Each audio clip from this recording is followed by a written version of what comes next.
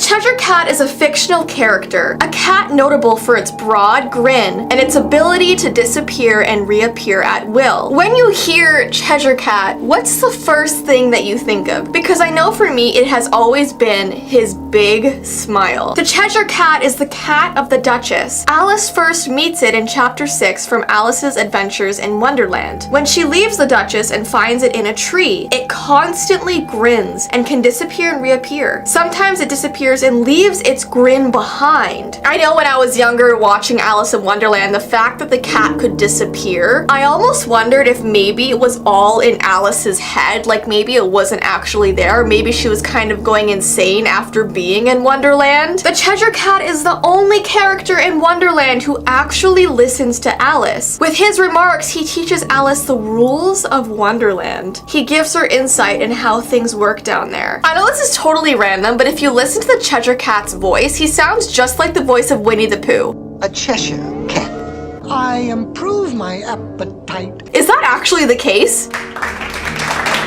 So let's start with how the Cheshire Cat got his name. If you go way back in history, there was a common saying that was to grin like a Cheshire Cat. So if somebody was smiling really wide, someone would be like, oh, you're grinning like a Cheshire Cat. It was just like a super common phrase back then. So maybe he liked that saying and wanted to make an actual character out of it. Now, he also could have got his inspiration from cheese, which I know sounds really weird. But a long time ago in England, in the county of Cheshire, they were known for their dairy production, particularly their cheese. They would have a practice of producing cheeses into the shape of a grinning cat. And that's how they would like sell and market their cheeses. They would shape it into a grinning cat and people would be so intrigued by them. And the last possible inspiration that he could have gotten for the Cheshire Cat is the carving at St. Wilfrid's Church. There's a church that has stood since the 12th century where Carell's father used to preach. A carving of a grinning cat peeks out from above the church's main entrance. So when Carell was a little boy and went to that church almost